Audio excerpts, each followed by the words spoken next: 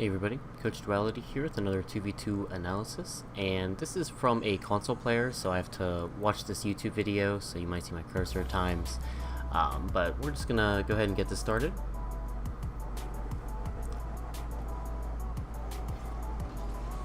So one thing I noticed is that choice to be cheating up on the kickoff. If you know your teammates and trust them to be able to play that kickoff properly for you to be cheating up, then that's fine. But if you're solo queuing or with someone who doesn't really know how to be kind of like trapping or killing the ball in the middle, you're putting yourself in a very risky situation unnecessarily.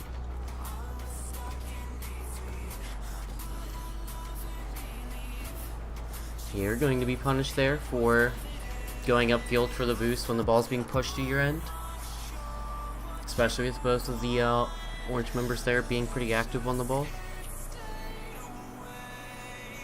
Here you want to be challenging this a lot quicker. Your teammate made the last touch on the ball and is rotating back behind you, so you want to make sure that you're trying to follow up their touch as quick as possible and keeping some pressure on the opponents.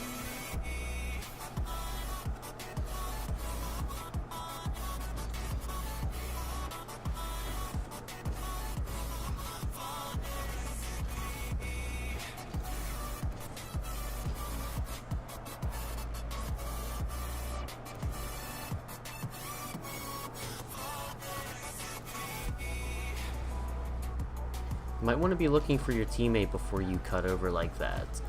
I can't tell like how big your communication was, but before you're cutting across the pitch, you want to make sure that you know your mate's going to an opposite side or working a different area.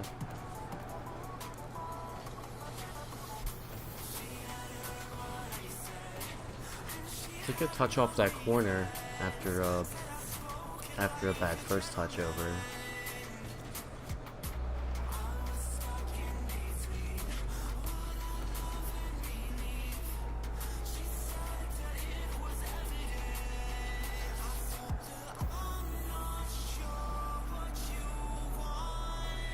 Okay, yeah, you're just gonna let him play this. I guess good job being a little bit patient there and not immediately throwing yourself without knowing what your teammate is doing. Decent shot. A little bit too far to the side of the ball there. Could have got a lot more power, but placed it on target. That's what really matters there.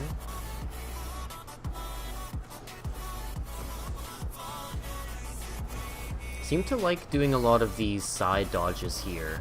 I would recommend if you find yourself like caught up where you're too far, like too close to the ball and not in a good spot to be playing like a true power shot, then you probably just want to be taking a different line to the ball, a little bit wider, and then just prepare to get yourself up a little earlier.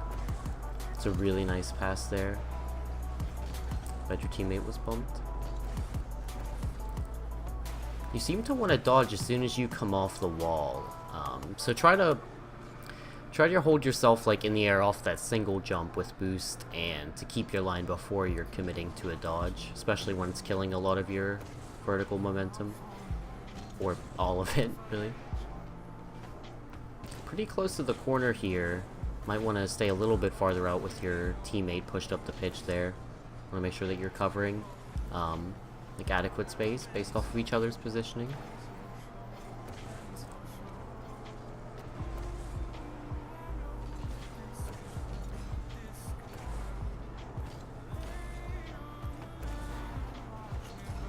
Decent shot off that backboard.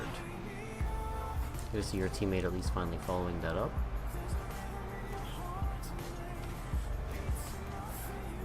Recovery there.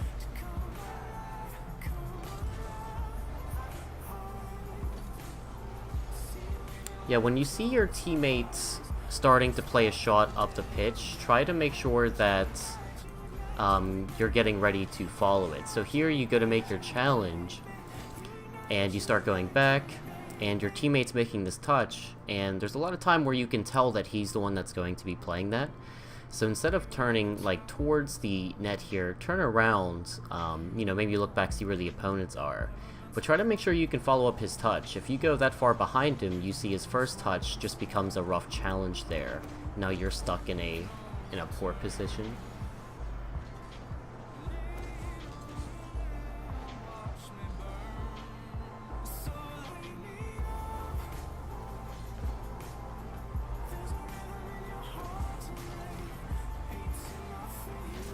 Good shot on there. Good patience on getting to the right side of the ball and playing it over.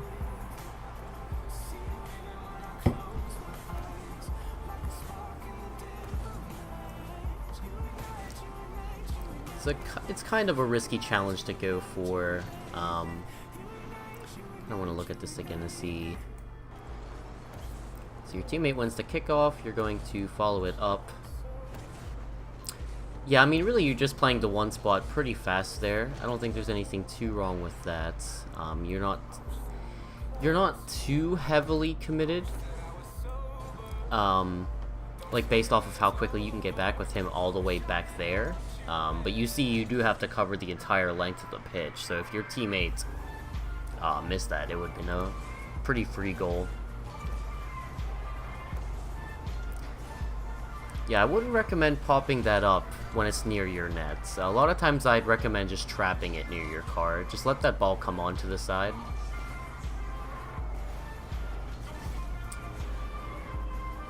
Yeah, if you can, you want to be taking a line along the ground there near your net, especially without boost.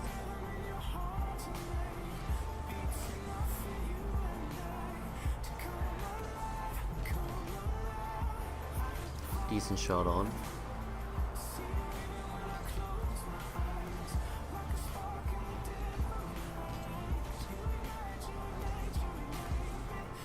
It's a good passing play.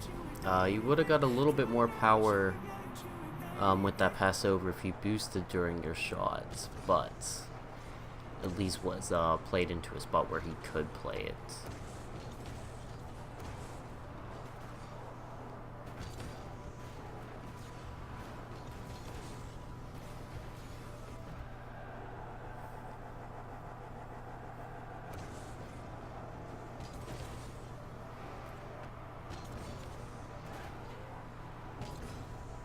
Dodging a little quickly on a lot of these challenges. Try to make the most out of the first jump that you're getting.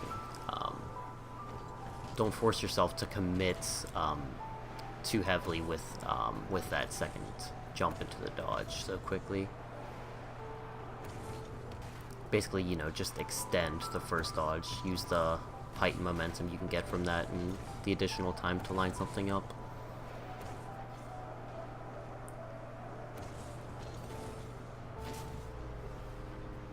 Good shot on there. Good pressure. A little risky. Well, not risky, but going for that side boost.